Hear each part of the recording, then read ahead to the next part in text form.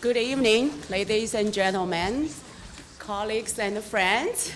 My name is Yuezhi Zhao. I'm a social professor and a Canada Research Chair at the School of Communication at Simon Fraser University.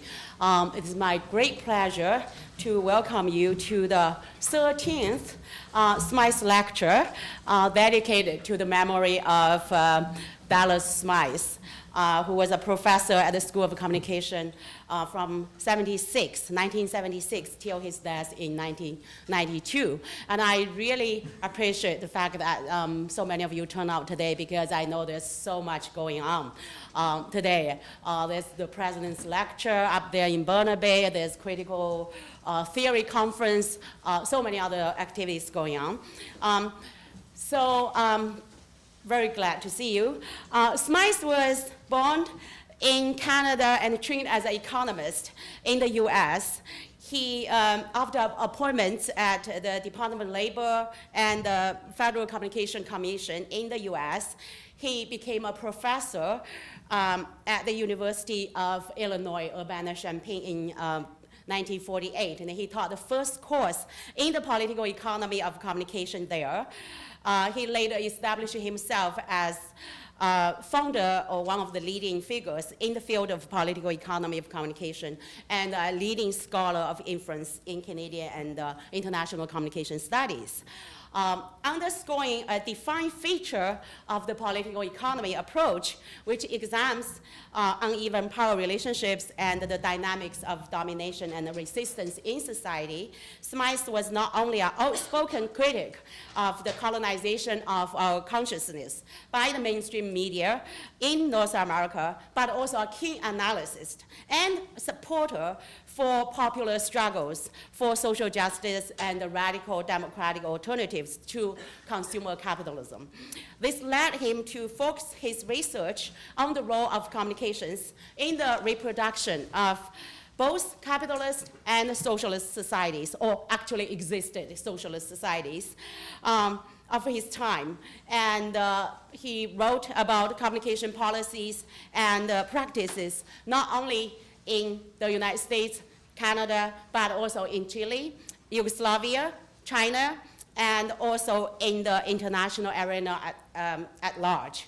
As a political economist, Smythe firmly anchored his work in class analysis, yet at the same time, he was also very keenly aware of the complicated intersections between class, race, and gender, especially in the North American context. His very well-known book, Dependency Road, for example, devoted considerable space to discuss the struggles for social justice by the racial minorities of African Americans, Chicanos, the Puerto Ricans in the US, as well as the First Nations people in both the US and Canada. He noted that while efforts by these racial minorities had led to the elimination of the extreme forms of racist stereotyping, and he actually cited the phenomenal success of the television show Roots. As evidence of this, he said, and I quote, "The mass media continue to cultivate more or less racist values and the white people's nationalism." This book was published in 1980. So it is truly fitting that this evening we welcome Professor John Downing, another professor from Illinois, this time Southern Illinois, and one of the most cosmopolitan critical communication scholars in the world, to address the topic of media and race in a lecture entitled "The Americas, Not Yet the Post-Racist Media Scenario." This topic is especially fitting in the context of the Illinois Senate, Obama's campaign for the US Democratic presidential nomination. Before I call my colleague, Bob Hackett, to give Professor John Downing a proper introduction, please allow me to make a few acknowledgements. For generous financial support, I want to thank Director Martin Laber of the School of Communication, also Dean Brian Lewis of the Faculty of Applied Science at SFU, as well as SFU President Michael Stevenson. Also, I would like to thank Brenda Baldwin at the School of Communication, and also Susan Jameson McLaurin for coordination and publicity. Finally, also I want to thank Lorena's, who is there taping this lecture so that it will be available on the SFU School of Communications website for a larger audience. So now I would like to ask my colleague Bob to introduce Professor John Downing.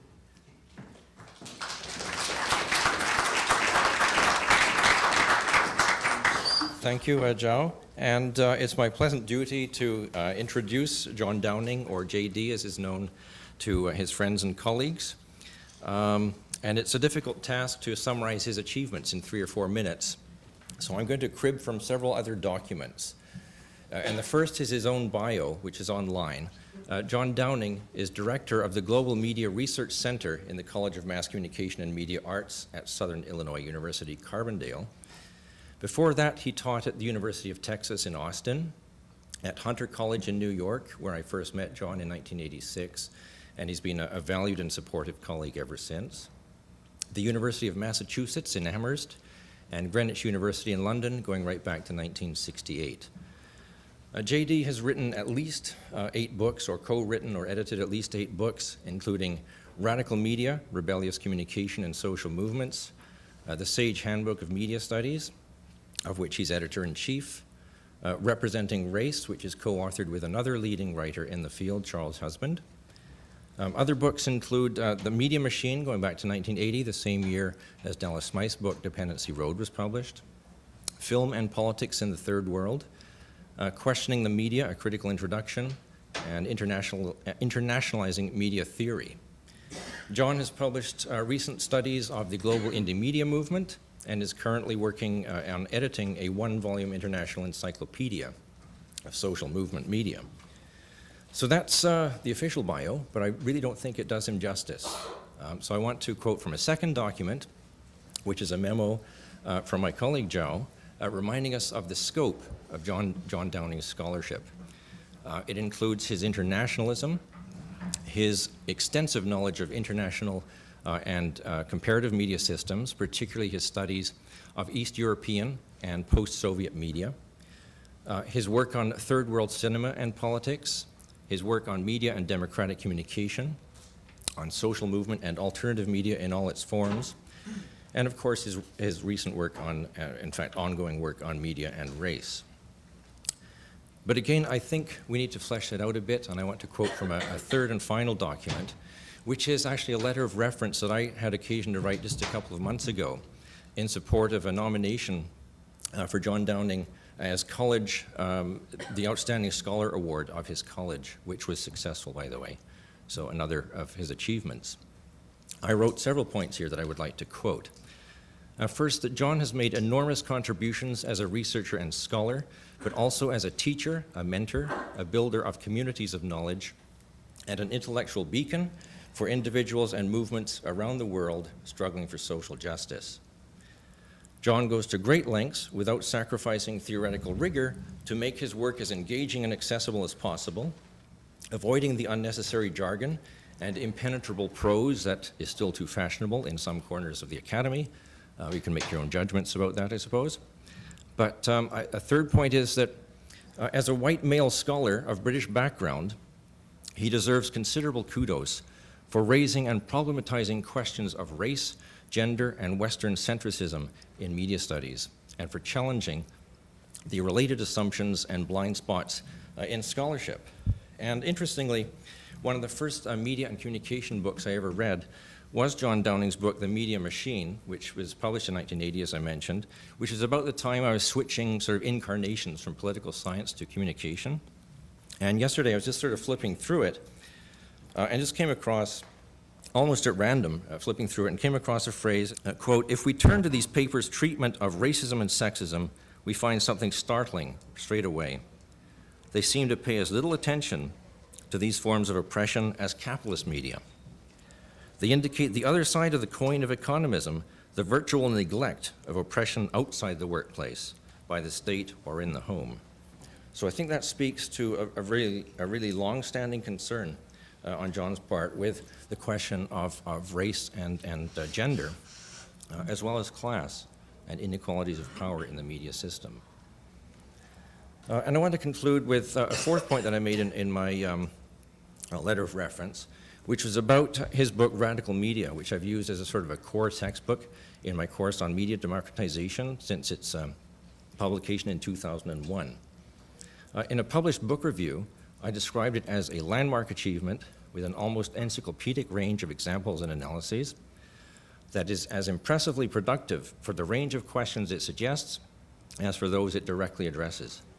It is a prismatic study, one that offers a masterful consideration of radical media from an impressive variety of disciplinary and theoretical perspectives to make the case for their worthiness as a field of both political practice and academic study. What I didn't say in that letter was that what I really liked about radical media were the ongoing metaphors and references to beer. Things are always, in John's view, are often yeasty, they are in ferment, they are a feisty brew, and so, and in fact, there's one phrase where I think he contrasted the joys of microbrews with what he called the carbonated muck of corporate beer. And I think that was one occasion where I actually stood up and applauded a book that I was reading. So I think I'm sure we're going to get today a feisty brew on the question of the Americas, not yet the post-racist media scenario. So, John Downing.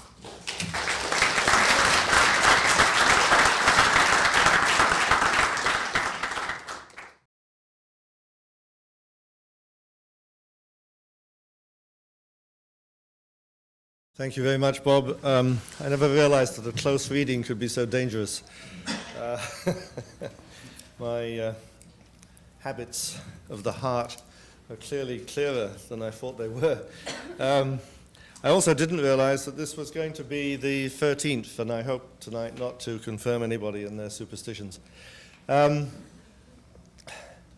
I never met Dallas Smythe, unfortunately, but I saw him once from a distance, but never actually got to meet him.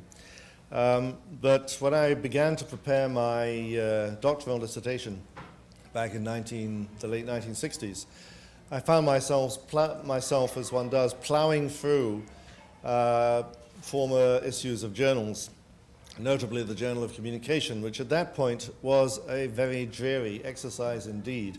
It's gone through other periods of dreariness at times since, but then it really was very depressing. I read piece after piece after piece, hoping for some illumination and not finding it. And then suddenly I came across a piece by Dallas Smythe and found myself wondering, how the hell did this guy get in here? Simply because its tone and its focus were so refreshingly different and actually about something that was worth thinking about.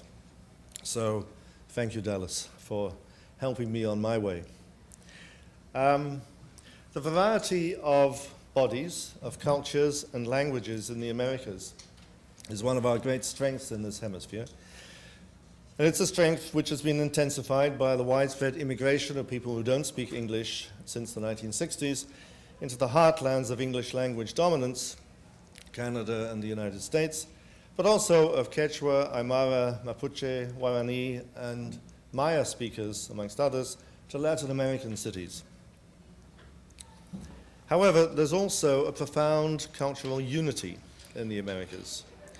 Very regrettably, indeed tragically, this unifying cultural bond through the hemisphere is highly destructive, strangling our potential for progress. It crimps every corner of our lives, whether we want it to or not, whether we realize it or not. From our child rearing to our politics, from our job prospects to our internet sites, from our healthcare systems to our educational institutions. The cultural bond in question is the deeply impacted bond of Euro-racism, from Tierra del Fuego to Nunavut and Alaska.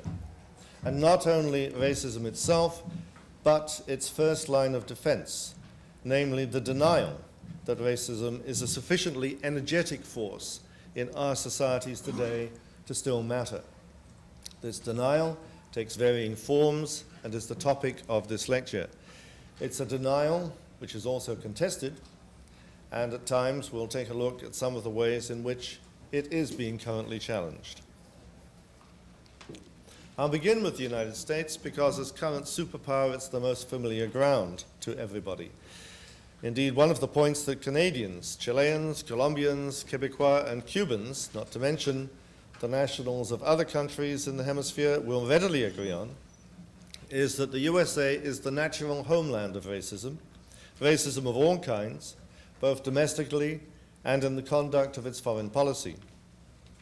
They will rightly point to its history of enslaving Africans and decimating Aboriginal Americans, of excluding Chinese workers and interning Japanese Americans, of colonizing the Philippines and pulverizing Iraq. For the moment, I'll skip over the various resonances here in Chile, Colombia, Cuba, Canada, Quebec, and so on, but we will have reason to come back to them. The roles that US media representations have played in this process have by now been very exhaustively documented and discussed, as we see in works by scholars such as John Noriega, Oscar Gandy, Herman Gray, Beretta Smith-Shimade, Edward Said, Charles Ramirez-Berg, Otto Santa Anna, Craig Watkins, J.D. Rivero, and many others. The essence of the matter, again, though, for my present purposes, is not simply the articulation of racism, but its denial, the refusal to admit its staying power. And at this juncture, then, in US public discourse, we face two rival syllogisms. Both start from the same 2 points. The legal obstacles to justice and full citizenship for people of color were overthrown 40 and 50 years ago. And there has been an expansion, also sometimes a contraction, of welfare provision since then. However, second point in the case, notwithstanding the emergence of a growing lower middle class and professional middle class of color, these legal landmarks have evidently not achieved their goals, given how race intersects so substantially still in the USA with poverty, poor educational achievement, and prisonization. But here, the syllogisms suddenly split, they suddenly become two. For some people, this failure means devising more energetic and imaginative public policies in active participation with those communities most impacted to level the playing field and to erode institutional racism. For others, the situation of most black people, Latinos, and Native Americans is plainly hopeless and is best explained either by some mystical version of genetic science or by some version of the culture of poverty ideology that masquerades as social science. Other versions of the culture of poverty discourse with the consummately vague notion of the underclass as a stand-in for African Americans and welfare dependency as a way of life. Basing themselves on the hopelessness perspective in one or other of its versions, a slew of writers, a number of them individuals of color, have concluded that any and all affirmative action programs, including the ones that ease them, in many cases, into their own present careers, are no longer needed, if indeed they ever were. Contrary to W.E.B. Du Bois, their view of the talented tenth of successful individuals of color would have those individuals pull up the ladder behind them and simply leave the rest of the community to rot. Some argue affirmative action programs are actually damaging because they stigmatize people of color as needing special assistance. Though if that stigma is the worst people have to encounter, we're in very good shape indeed. Robert Entman and Andrew Rojecki, in their book, The Black Image and the White Mind, call this the discourse of modern racism. In other words, racist beliefs and practices no longer founded on some spurious biological or genetic tropes. Very often, this is based on a notion that different cultures, and therefore cultural identities, and therefore collective social behaviors, are like oil and water, absolutely separate and irreconcilable. Some writers term this cultural racism to distinguish it from the old biological racism. However, in his recent study, When Affirmative Action Was White, Columbia University political scientist Ira Katznelson has ably analyzed the extensive post-World War II history of public policies entrenching affirmative action for white Americans. He has thrown into sharp relief the mass of carefully engineered policies that serve to block black and Latino migrant workers from taking advantage of capitalist economic growth, and the impact of those policies on the generational cohort of the 1950s and 1960s has not magically dissipated and disappeared from the lives of their children and grandchildren. Yet in anti-affirmative action discourse, this all too concrete historical dimension vanishes from view, either in a cloud of speculative mass psychology about the so-called culture of poverty, or seemingly fails to compete with the obsessive lure which the fantasy of explain all genetics has for much of the US intelligentsia. There have been foundations pouring a great deal of money into this campaign against any and all forms of affirmative action for people of color. Rupert Murdoch, you'll be glad to know, has put some of his considerable fortune that way as well. And in Canada, there have been echo figures such as Neil Bissenderf and Sawanda Suganasuri, not to mention the lovely Barbara Amiel and the equally charming Christy Blatchford.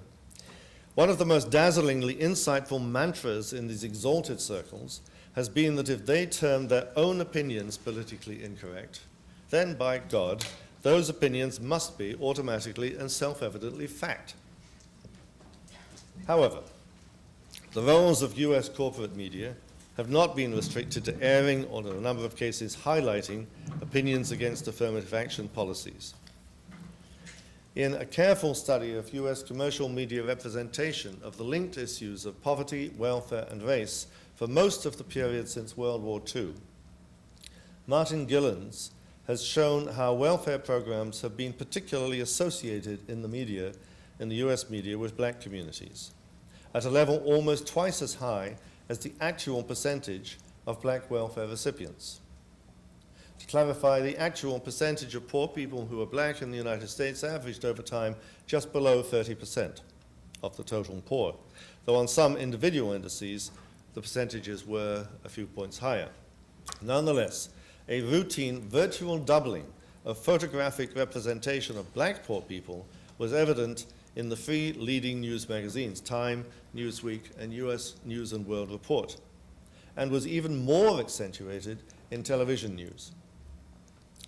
He focused especially on the news magazine photographs, arguing that these are more likely to draw readers' attention and to linger in their memories than the details of the stories that accompany them. He also underscored how important Time and Newsweek have been, in particular, as sources most journalists routinely read, and that this is true also for overseas foreign correspondents reporting on the United States. Excuse me. He also demonstrated how in stories covering poverty during periods of sharp economic recession, the news magazine photos were overwhelmingly of white victims of the recession. Furthermore, he found the photos of elderly welfare recipients, who obviously are a sympathetic subgroup in this citizen category, exclusively featured the white elderly. Adult black welfare recipients were only portrayed as of working age, which clicked into place with a common and historically entrenched stereotype that black people able to work preferred not to because of inherent laziness. What is absolutely off the agenda in US corporate media is any discussion of the privileges of whiteness in the USA. George Lipsit's book, The Possessive Investment in Whiteness, has been out for 10 years now, and in the academic literature on whiteness continues to be the most penetrating as well as lucid treatment of the subject. Yet just as poverty in the USA was off the public agenda until President Kennedy was shown socialist writer Michael Harrington's The Other America, In the USA, we are still waiting for the freest and finest media system in the planet to dare to place systematically the topic of entrenched white privilege on the talk shows, the op-ed pages, and the political news magazines. In other words, at this level of media operation in the USA, denial reigns, denial that institutional racism still is everywhere, denial that white privilege should actually be a serious topic for delicate white eyes and sensitive white ears, denial that any concrete policy shifts demand to be hammered out in serious, ongoing consultations with communities of color, as opposed to former President Clinton's superficial town meetings on race, which went nowhere.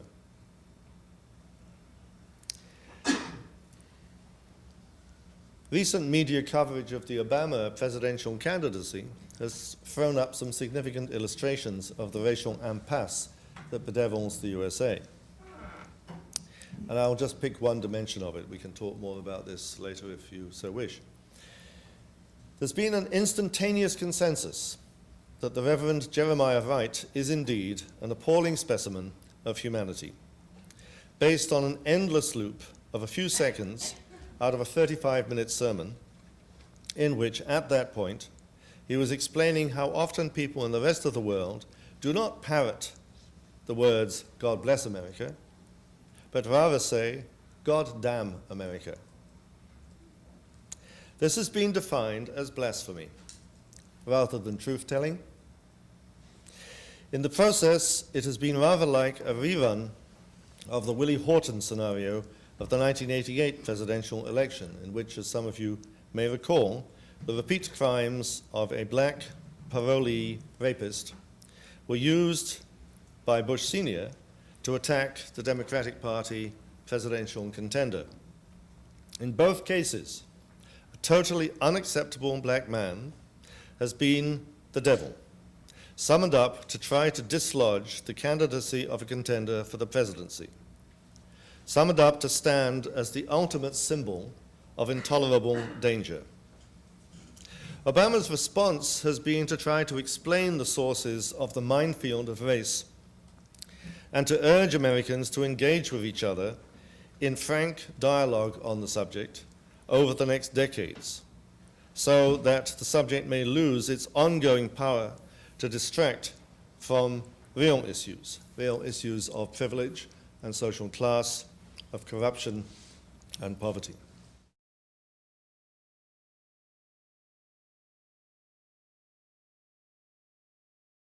Let me turn then now to Latin America.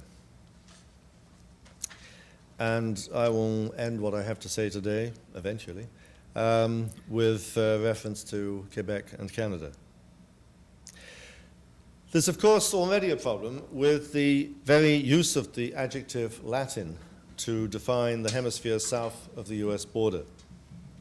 It neatly scrubs out both the Aboriginal and African-descended populations and implicitly incorporates them into the Spanish and Portuguese settler colonialist project. Such is not my intention here when I use the term. For just as in Canada, Quebec, and the USA, in differing ratios in different places, the fundamental tri-ethnic mix is the product between Aboriginal, African-descended, and European-descended people. The mix is the product of invasion, conquest, genocide, rape, slavery, and the enthronement of white, after all that, as all things bright and beautiful. Now, this is not the Latin American view of Latin America by and large, at least among white Latin Americans, and indeed quite a number of Latin Americans of color. There, as in Canada and Quebec, the United States is seen, as I've said, as racism's homeland. And I'll give a quick example to illustrate this assumption. It's from a 1954 short story in Estelado on this side by Mexican writer Jose Luis Gonzalez. In the story, Bill Rawlings, an African-American student in New York, has an affair with a white American fellow student that ends with her walking out on him unable to take the racist hostility directed toward her for the relationship. And he himself has to run from a group of whites who are ready to beat him up for his relationship with her.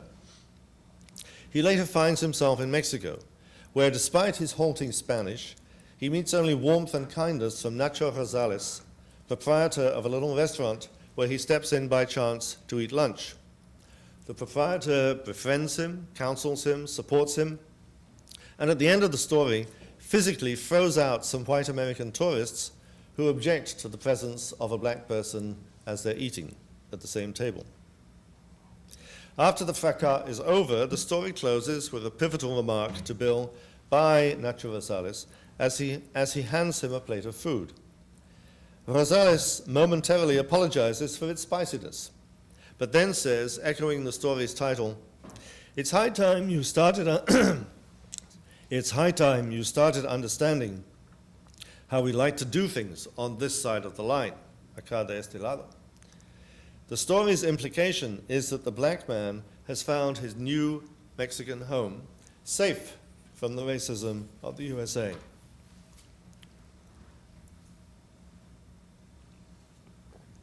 Tragically, because it would be splendid if this vision were true, it is not.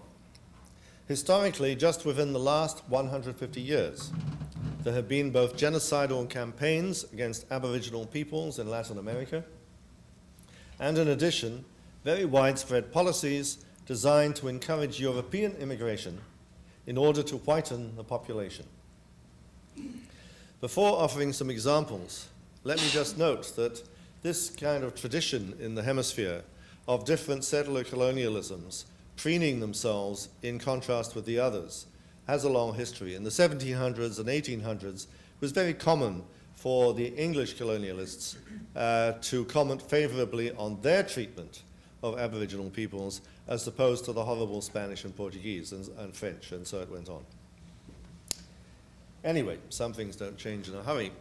Examples of genocidal campaigns in Latin America include Argentina in the period 1879, the so-called conquest of the desert, in which Aboriginal peoples south and west of the country were violently subdued, the survivors banned from speaking their own languages, subjected to forced labor, with their lands sold by the government. Domingo Sarmiento, Argentinian president shortly before all this, and a key framer of modern Argentina's official view of itself, referred to Aboriginal communities as living in, quote-unquote, unoccupied lands. The same rationale exactly as the pictures of the empty West in the 19th century USA, or that of an empty Texas in the John Wayne movie Red River. "It's all mine," the Wayne character declares upon casting his eyes over it for the first time. The Mexican state of Coahuila, just a year after the conquest of the so-called desert, with apparently nobody living there, cleared Apache communities from the desert as far west as Chihuahua, and the military commander urged that every last individual, Aboriginal individual, needed to be plucked out, quote, like a noxious plant. In Brazil, battles over land and sacred sites continue to claim Aboriginal lives. Last year, at least 75 Aboriginal lives. The most horrific recent example by far is Guatemala, where from 1954 through the 1990s, some 200,000 Mayans were slaughtered. It's a tribute to the continuing vitality of racism, in some ways, in and out of the corporate media, that while many know of the murderous Argentinian military dictatorship of 76 to 83, where some 30,000 were probably slaughtered, and of the late military dictator of Chile, Augusto Pinochet, under whose regime some 10,000 were slaughtered, very many fewer even know of the Guatemalan case involving Mayans. And as regards the history of people of African descent in Latin America, it's insufficiently known that Brazil and Cuba were the last two countries in the hemisphere to abolish slavery in 1888 and 1895, respectively.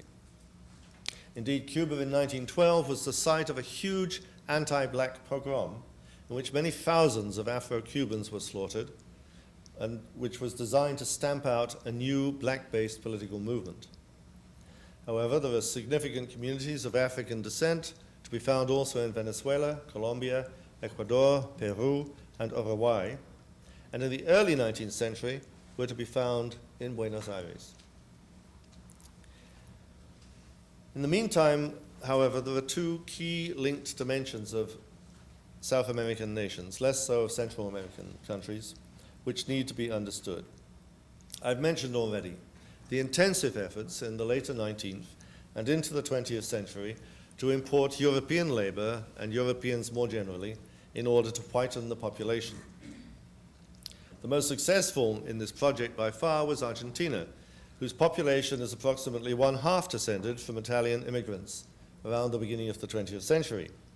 Indeed, within Latin America, Argentina is often seen, and quite often sees itself, as not really belonging to Latin America, but rather to Europe, a far-flung outpost geographically, but intensely connected culturally, and with a collective ego to match, combined with disdain for other Latin Americans.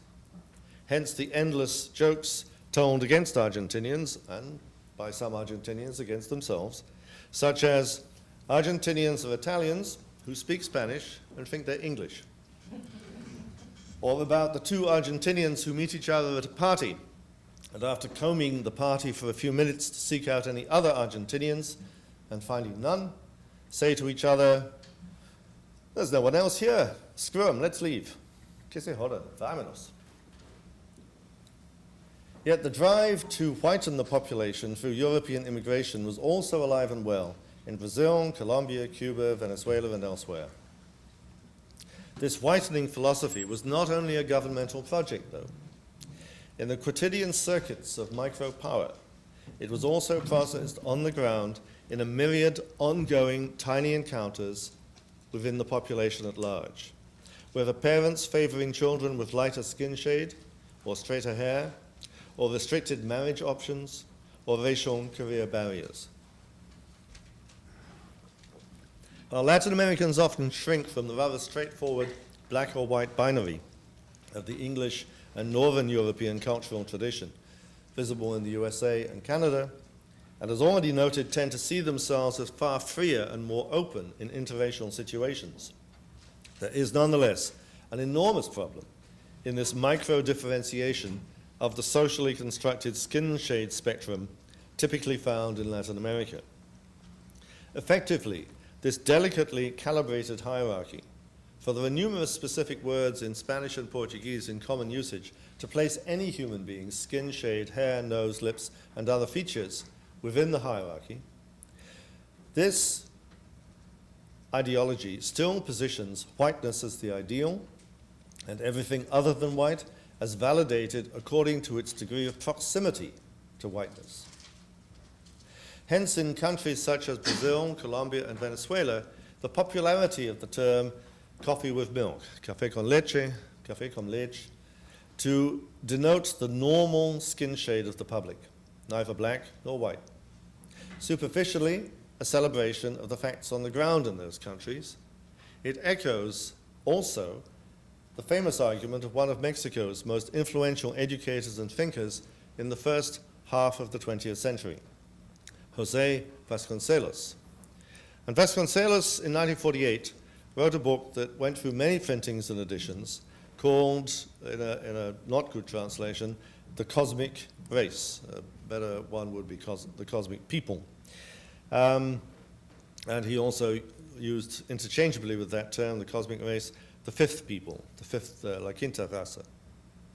His pitch was that the future of the human race lies in Latin America, because Latin America is where multiple influences of different cultures and peoples came together, his native Mexico itself being a prime case in point.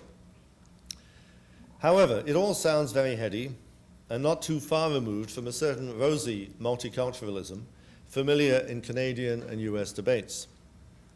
But if you actually read the book, most of which describes his travels in Brazil and Argentina, with only the first 40 pages devoted to the notion of the mixing of peoples, if you read the whole thing, it makes it clear that contributions to the fifth people or the cosmic race are not all equal. It is quite clear from the way he writes that the strongest contributions are clearly made by Europeans. And it is okay that there are Indian or Aboriginal and African contributions as well, but primarily the real spearhead of the project is from the European strand in the picture. I can't resist quoting one element, small element of his argument, to the effect that he had a vision, you see, that the Amazon was the great final frontier of the planet. And he had this notion that if Latin Americans got their act together, they could get there, develop it, be in charge of it, and it wouldn't be a European or US project. It would be a Latin American project where all these different cultures would contribute. And he was hopeful that many different peoples, didn't not want Europeans, obviously, or Americans or Canadians, but he hoped that many different peoples would emigrate there and was hopeful that they would adapt to the multi-ethnic culture of Latin America as he saw it with his own gloss, and that even the English will turn mestizo. But he did say that that might take longer than the others. So, and I'm sure he was right. Now, in Brazil, the same superficial colorization of Brazilian realities was pioneered by a very prominent anthropologist, historian, journalist, and Congress deputy, Gilberto Freire, beginning with the first study his first study in 1933 of Brazil's history of enslaving Africans. Freire claimed that while slavery in Brazil had been ethically intolerable, it had not had the hard ideological edges of slavery normal in areas of the hemisphere dominated by the British tradition. Instead, he argued, it had created a racial democracy composed from European, African, and Aboriginal sources.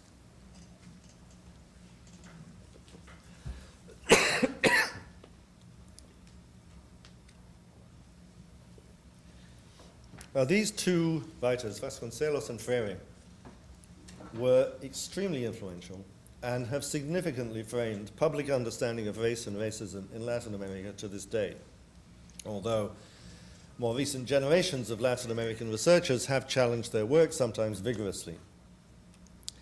Freire in particular argued that the real issue in Brazil was social class, not racism, an argument you can find in Brazil to this day, and by a whole generation of Latin American Marxists in the 60s through the 80s of the last century, that social class relations are highly influential in race, as well as in gender and age issues, does not, however, mean that any of those issues can be reduced to ones of class. The Spanish and Portuguese terms used for whitening, branqueamiento, are otherwise used to refer to whitewashing or bleaching, and today sometimes for money laundering. The pivotal issue is not merely one of color difference then, but also the conceptual pair dirt-cleanliness. Let's now turn to media in Latin America. And here I will focus on two cases only, although again, it is the case. I'm not going to look at Mexico. There has been no systematic study yet of the Mexican situation, but as somebody commented to me the other day, watching Mexican television, you could almost be forgiven for thinking you were in Sweden.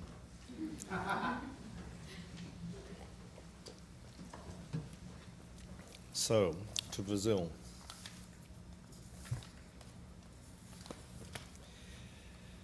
Well, the issue of race in Brazil has been discussed in one way or another for many decades now. Media representations of race in Brazil, much less so. A landmark then was the publication in 2000 of Joelzito Araújo's The Denial of Brazil book and his extended documentary with the same title. Araújo focused in his documentary, from which I will show a couple of clips in a moment, on telenovelas, which is a kind of translation is the word soap opera, but the structure is different. Telenovelas actually have an end, whereas soap operas may go on for years and years and even decades. As in Mexico, but even more so in Brazil, telenovelas are central to everyday culture, from the top of the social hierarchy to its bottom. They're better funded than their Mexican competitors, with the result that plot, acting, and production values are normally better. Like their Mexican competitors, though, they occupy a huge slice of prime time and are well known for often incorporating very recent events into the scripted conversations among the characters, even yesterday's event or this morning's event. They are, in other words, the main place where Brazilians are stimulated to reflect collectively as a national audience upon themselves, their history, their culture, their future, and to discuss these issues with each other as they go about their daily lives. The Denial of Brazil, Araújo's title for his book and documentary, reflects then precisely the problem, namely, the overwhelming whiteness of life in Brazilian telenovelas, at the very least as regards the usual lead characters. While 50% of Brazilians, at the lowest estimate, enjoy some African ancestry, and African religious, musical, and artistic cultures have shaped Brazilian life in very many ways. Their share in the reality of Brazil is normally marginalized in the telenovelas. His study is a whole lot richer and more nuanced than we can do justice to today. But in the two clips I'm going to show you, we'll see a black actress and then a black actor commenting on specific experiences they have had with the Brazilian telenovela industry. Zezé Mota comes first, and she describes how after the stupendous success of her star role in the 1976 film Chica da Silva, early in her career, she was invited, as she thought, first, to star in a new telenovela, and she then describes for us what actually happened. The second clip features Milton Gonçalves, the single most experienced male Afro-Brazilian screen actor currently living, discussing some of his casting experiences. Aceite o convite. Se você continuar dizendo não, você não vai mais poder fazer televisão. Eu falei para ele, então nós não vamos fazer televisão. Tem uma novela aí que se passava num bairro tipicamente suburbano. Não, Vila Lindem. Vila Lindem, você logo pensa em Bangu. Nem os figurantes eram negros. Entendeu? Tinha uma vila, nem os figurantes eram negros. Aí, por exemplo, lá vem o chato do negro falar que está faltando negro. Entendeu? É complicado isso. Aí vem um autor baiano e diz assim para mim, mas na Bahia não tinha negro. Você está enganado, na Bahia não tem negro. No interior da Bahia não tem negro. Se não tem negro na Bahia, vai ter onde? Entendeu?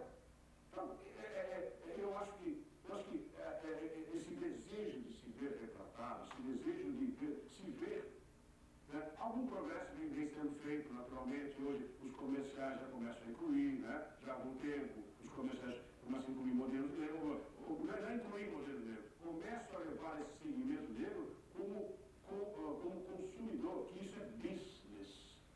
Isso é um mercado ansioso para ver os seus dilemas, as suas dores, as suas contradições, os seus horrores, as suas tristezas e alegrias estampadas na tela no dia a dia.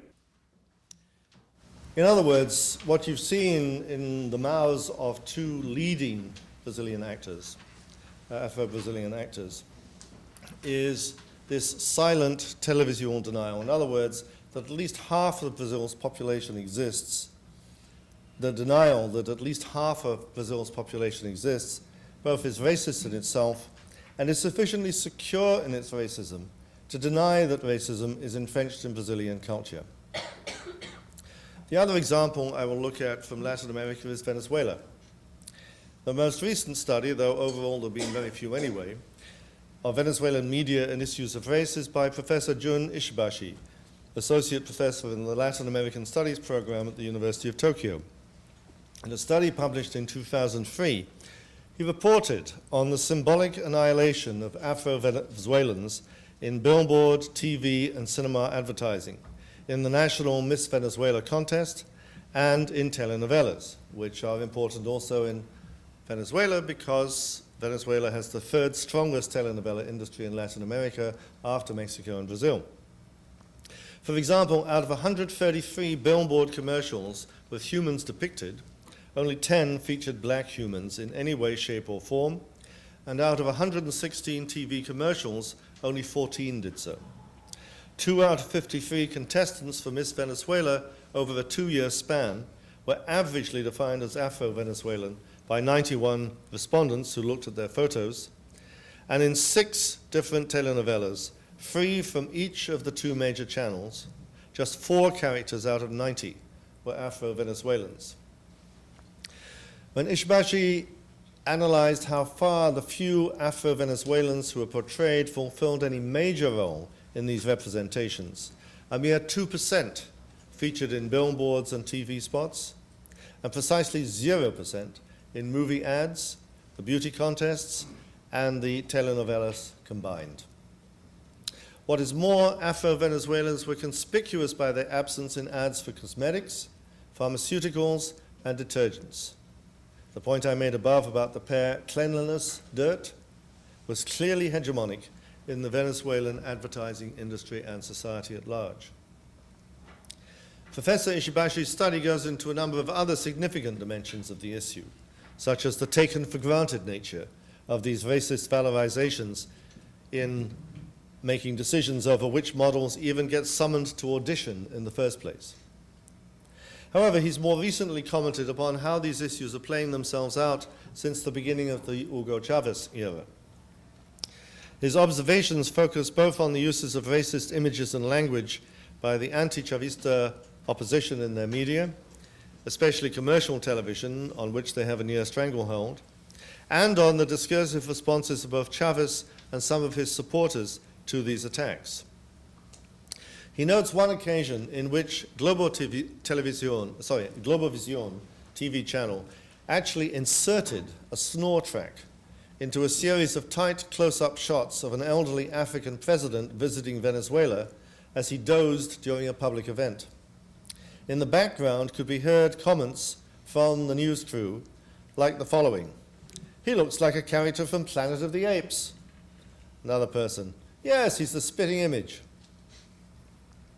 A favorite saying among a number of voices in the anti-Chavez opposition is to transform mi comandante, a standard form of address by Chavez loyalists, into mico mandante, or monkey in charge.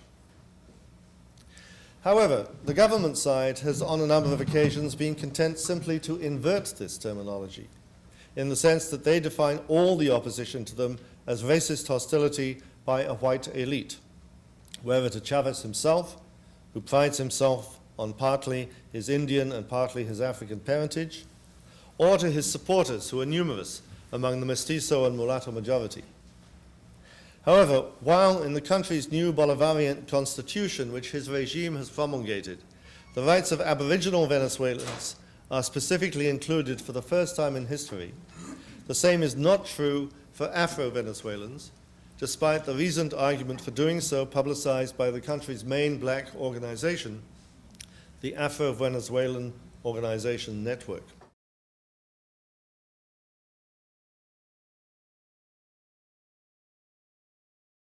At this point, we head sharply north. Despite centuries of tension between them, from the outside, Canada and Quebec have a certain commonality in relation to the theme of this lecture. English-speaking Canada, as Francis Henry and others have written, quote, suffers from historical amnesia. Its citizens and institutions function in a state of collective denial. Canadians have obliterated from their collective memory the racist laws, policies, and practices that have shaped their major social, cultural, political, and economic institutions for 300 years. Occupying the vacuum created by this amnesia is a very contrary public image, a celebration of Canada's role in the 19th century at the far end of the Underground Railroad as a promised land for escapees, and its role in the 20th century as a respected international voice for human rights. In Quebec, there is an intense consciousness among many that the Québécois have suffered their own full share of historical discrimination and denial of their national rights, and thus need no lessons on matters of race. It's with difficulty that we can endorse this deduction, given the evidence contained in two documentaries on the 1990s James Bay hydroelectric projects, Flooding Job's Garden, 1991, and Power, 1996, and a third documentary on the 1990 ochre crisis, Kanesatake, 1993. For those of you who've seen those documentaries, you'll know what I mean. For those who haven't, I recommend them. In all three, we see the hemispheric norm in full play. Avid denials of racist attitudes, cheek by jowl with their expression. The rival settler colonialisms, then, in their different ways, both have a series of axiomatic assumptions that undergird the denial that racism is to be found here. In Quebec, as is well known, Premier Trudeau's embrace of multiculturalism as Canadian policy was read as an attempt to decenter the national question. Christian Alan Bertelsen has recently explored the notion of interculturalism as expressed in Quebecois immigration policy documents. It's a notion clearly aimed at protecting the core of Quebecois identity from erosion. However, as Bertelsen points out, that identity is far from being simply a question of language, profound as language is in social relations. Immigrants are asked then not merely to adopt a language and a civic role, but what he terms the pre-political majority's perspective on the desired future relation of Quebec to federal Canada. An immigrant, therefore, is expected, quote, to place the self at the whim of an uncertain and shared future with the other that has a particular history of victimization and a perpetually uneasy relationship with its place in Canada.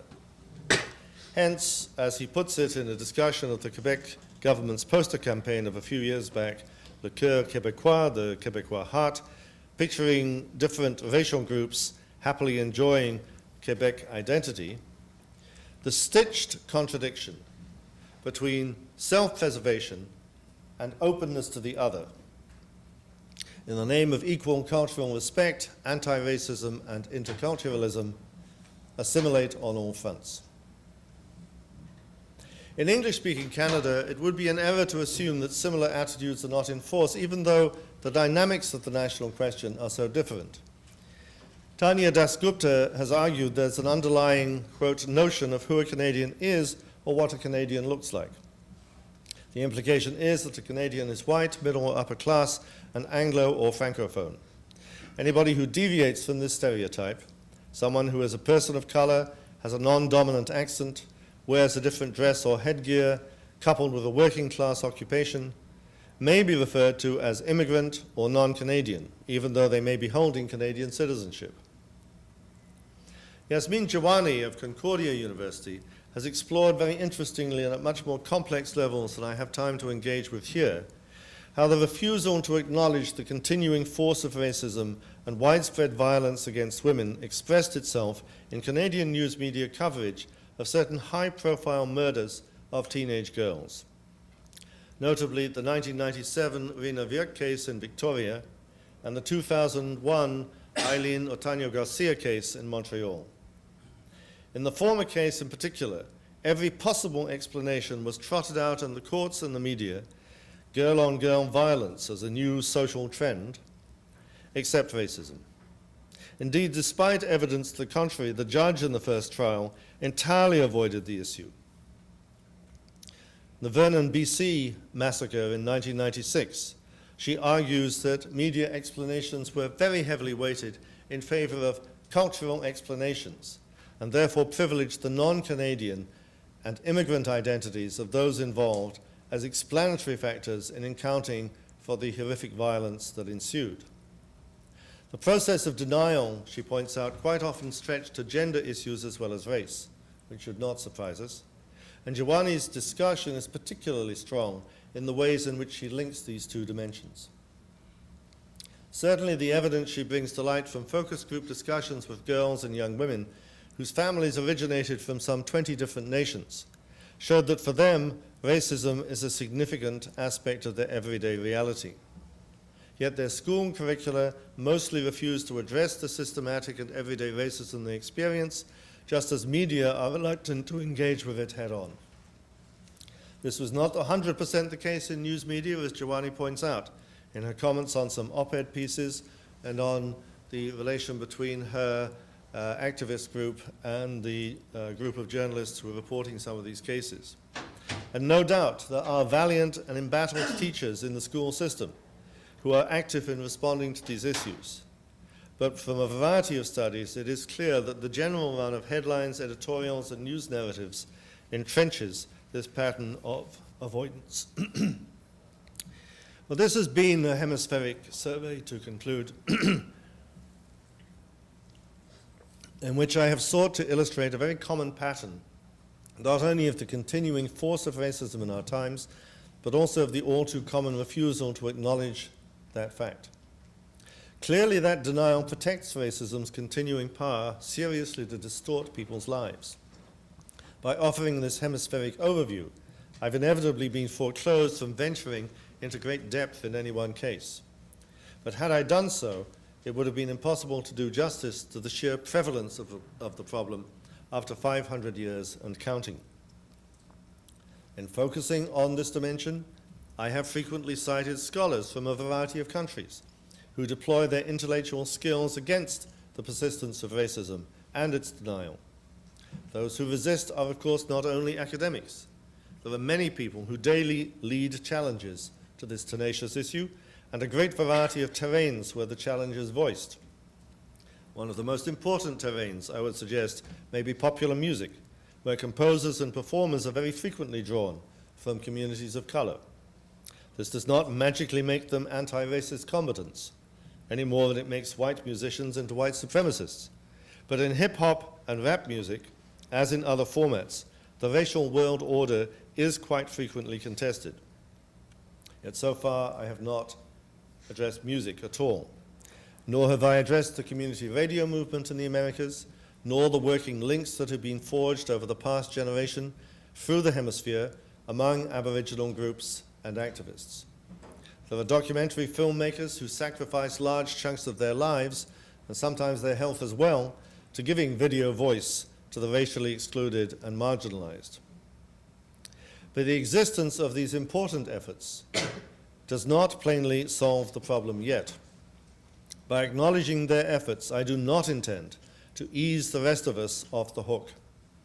It's a comforting delusion to think that racism is withering by itself on the vine in a kind of benign version or benign form of a social muscular dystrophy, and that our energies, therefore, can be directed elsewhere.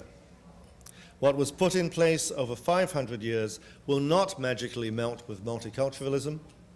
On the contrary, media denial of racism by silence or by disinterest will help to coagulate its poison. Thank you.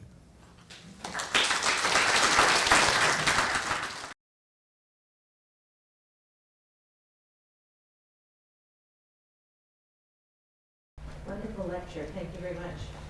I wanted to get the title of one of the books that you mentioned right before you mentioned Harrington, Other America, and then also the title of Giuliani's book that you mentioned. Giovanni, towards the end. Yes, please. Discourses of Denial, Okay. published by UBC Press, 2006.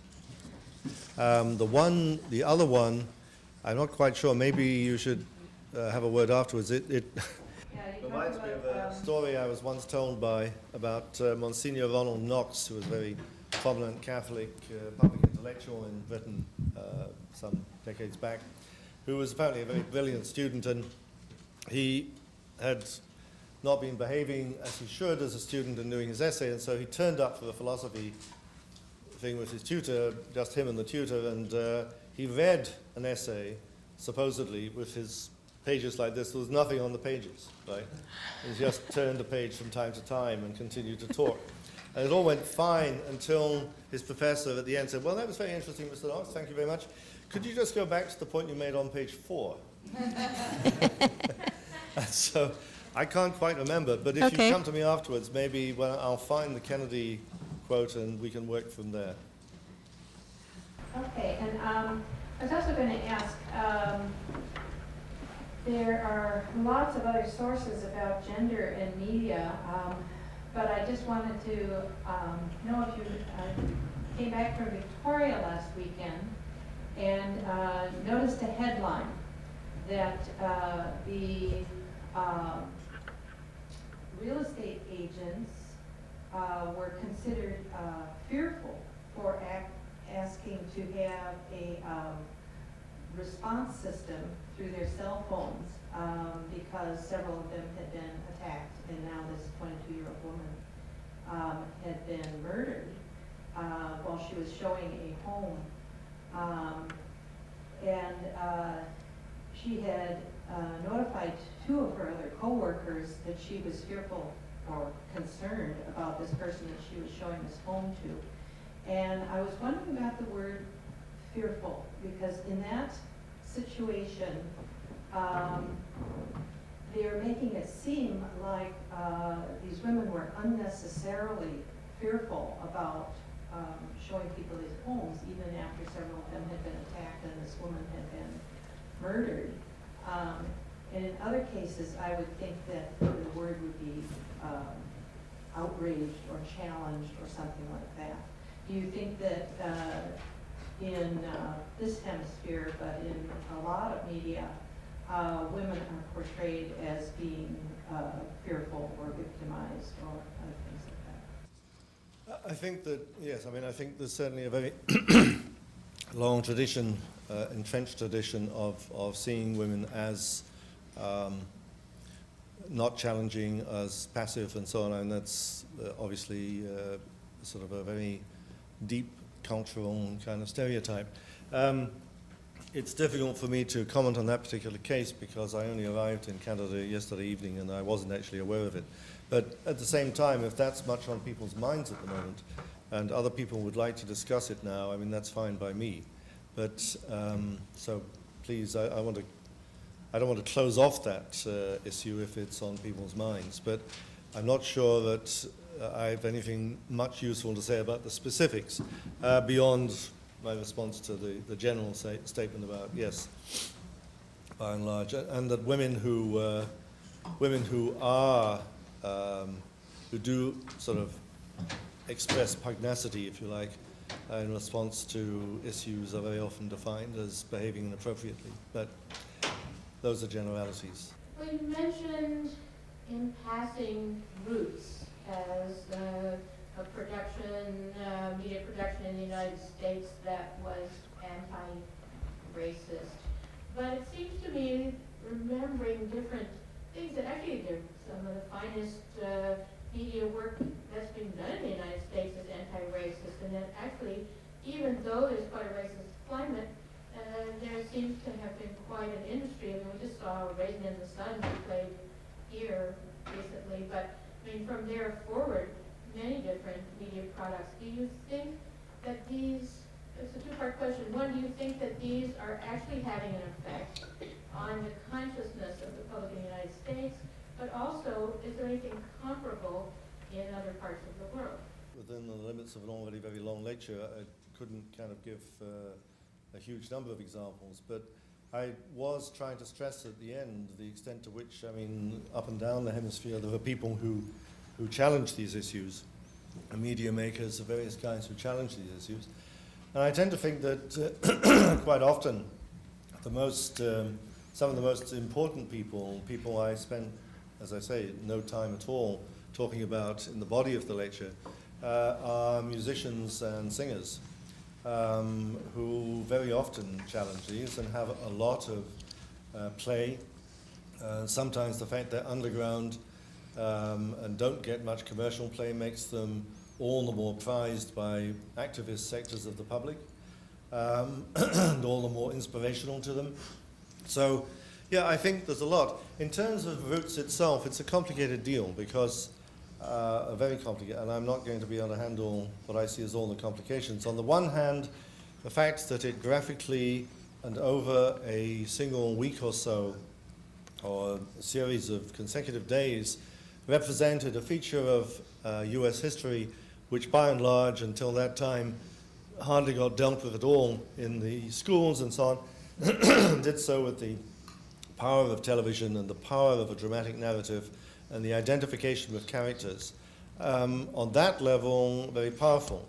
On another level, you could argue that a dimension of the story is, in a sense, the author of the original book and the series, Alex Haley. It ends up by being Haley's family.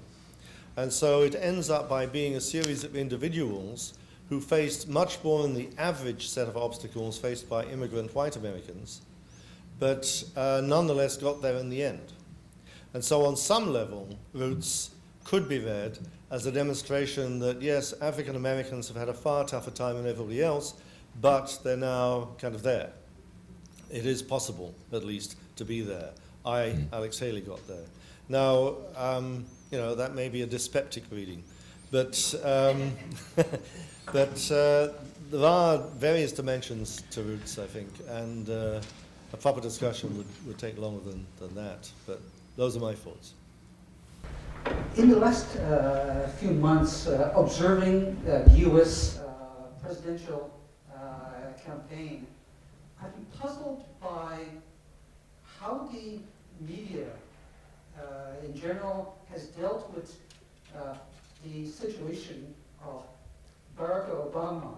He seems to be presented as a post-racist politician, and once that's used, the whole question of anti-black racism has been washed away. You know, a man who is just above it all, he transcends the question, and the whole kerfuffle about rights. I don't think that Wright has said anything that Martin Luther King didn't say, or that Malcolm X, I think Malcolm X was even stronger in his connotation. Can you talk about this phenomenon? It puzzles me. There are a lot of things going on, and I don't know that I can tap into all of them, even in my own imagination. But one of the things that seems to be going on in the present campaign and the media treatment of Obama is that there's a kind of certain history of a kind of African-American politician, represented to some degree by Jesse Jackson or the Reverend Al Sharpton, some others, which is of somebody who kind of rasps and orates and denounces and yells and is also very self-publicizing. Against that, there are career politicians or military people, I think particularly somebody like Colin Powell, who some years back, I forget exactly when, but there were polls being undertaken, might have been about 8 or 9 years ago, which suggested that potentially a large number of Americans of all colors and so on would like to see him run for president, and if he did, would vote for him. And so you have a certain contrast between figures considerably in the public eye who are black, who are in the Sharpton, Jesse Jackson mode of address, and then you have this other wing of politicians, of public figures, who are not. Now, if you put that together with the fact that the American public, having voted by a 3 million majority or so in 2004 to put George W. Bush back into office, and then have realized increasingly the idiocy of their decision, it means that at the moment you look around and, in a sense, what have you got? You've got, as the dust has settled, you've got an elderly and much more right-wing politician than maybe some people realize. You've got somebody from the Clinton era who is basically part of a certain kind of machine-like definition of the technology of politics. And you have this person who has no negative embarrassments, right? And seems, therefore, to be plausible, and certainly speaks very well, and so far has not put any major foot wrong. And hence, the determined effort by the variety of people who, for a variety of reasons, don't want to see him get the nomination. Then, at that point, the Reverend Jeremiah Wright excerpt, and anything which suggests that there are two Obamas, which is one of Rush Limbaugh's favorite arguments at the moment. There are two Obamas. There's a nice Obama and a real Obama. That kind of argument then becomes more and more important for people who wish to discredit his candidacy. Now, whether they'll be successful or not is obviously yet to be seen. But I think to some degree the role of the media in this is explained in part by the factors I've talked about, and in part by the fact that journalists do very often, not all, but very often operate in packs. They operate accepting each other's definitions of reality. They're not all hard-working, penetrating folk. Some are, absolutely, but they're not all. And therefore, it's very easy for certain forms of consensus to emerge for a while until something happens. And then suddenly a new form, a new consensus can emerge.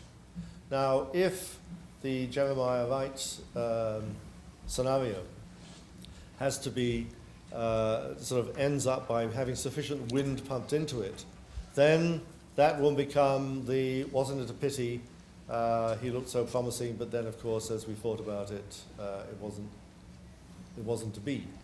As regards Obama himself, I just want to throw in one other comment.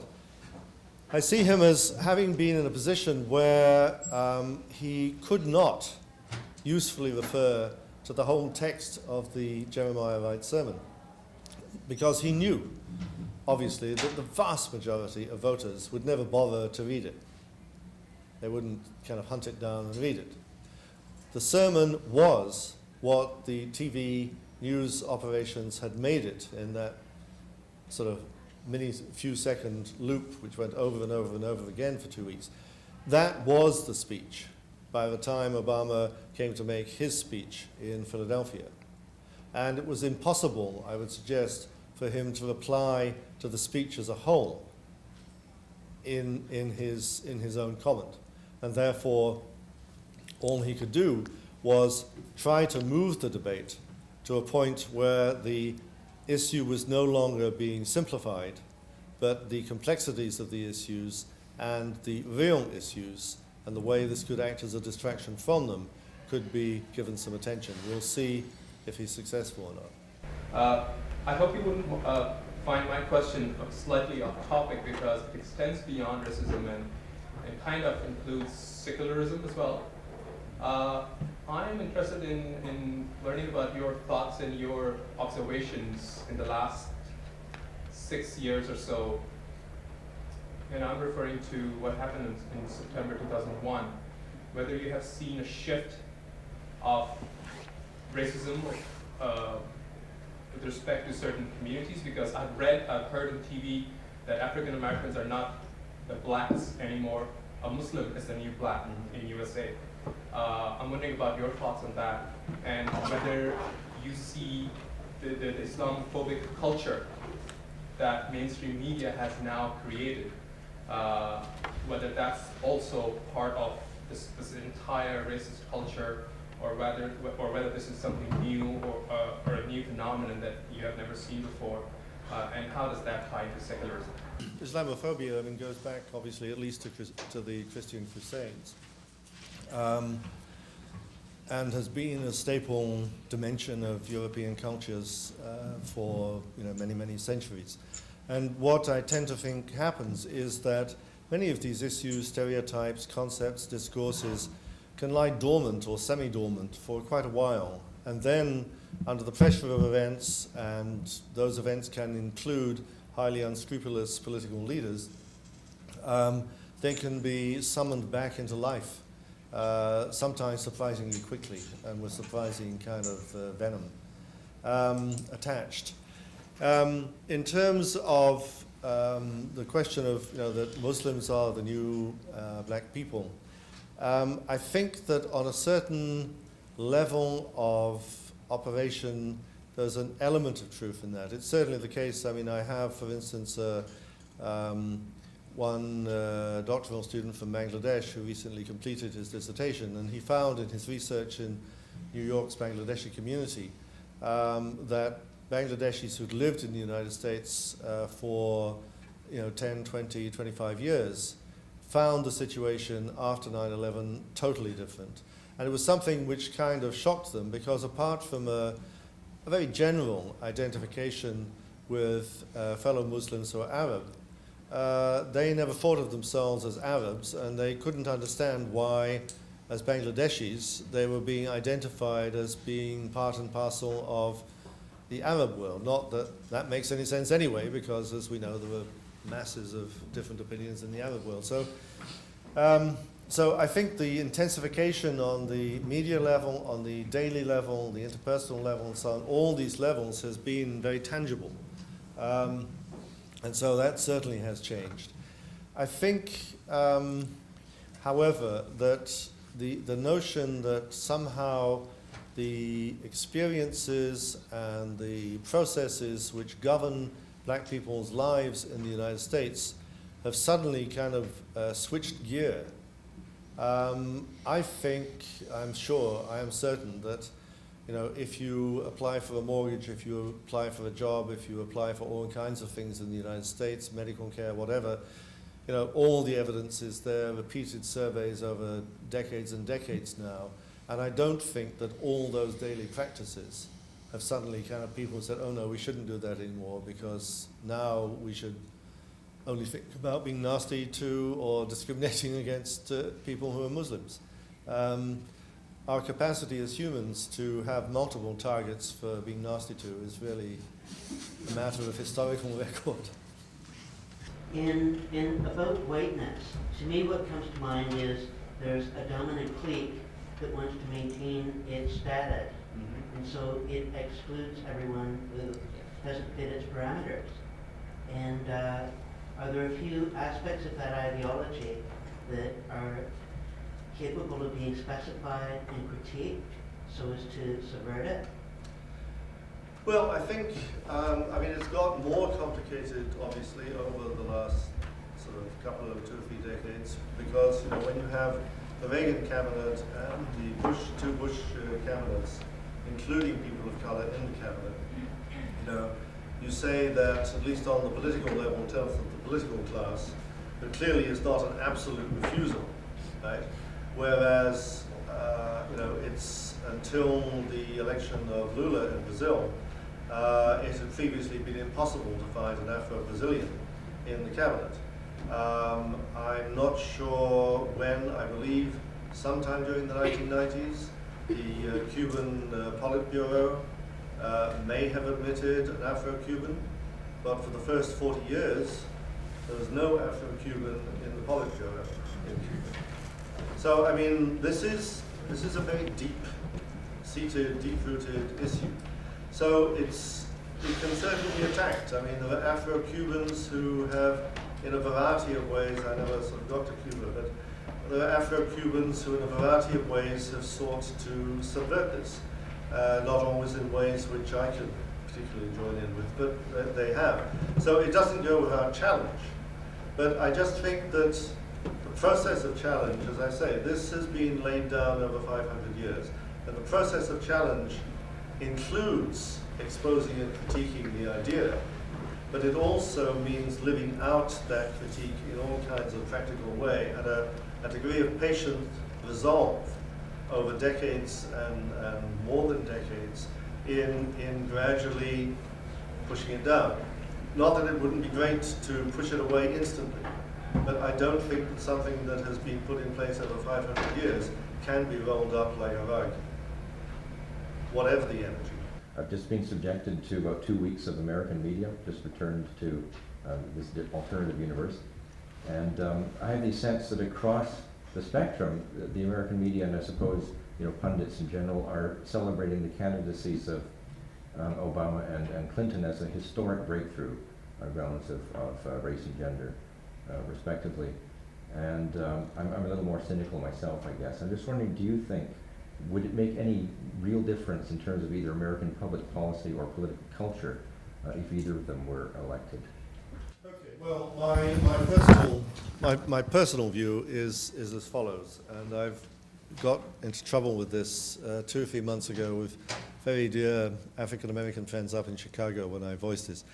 My personal view is that Obama is, sincerely, honestly, a centrist. They felt that I was outrageously kind of neglecting the progressive positions which he was undertaking. So let me explain myself. What I mean by this is that the basic geography, if you like, of the American political spectrum, the political culture, is so far to the right that a centrist can seem like a frothing leftist. But I think he is, sincerely and honestly, I think that's exactly where he is politically, right? And I also think that the primary influences on American politics are not out of Washington. They're in Wall Street and boardrooms around the country and in Las Vegas and Hollywood and so on and so on, and in Seattle and all the major industrial sectors. So that means, therefore, that the best that one can hope for in the United States is somebody who is a centrist, because anybody who's left of that will never get elected at this point in history. And so if you have any belief in the political process at all as it's constructed in the United States, then you have to hope that maybe this time a centrist can be elected rather than somebody who was born again and speaks to God.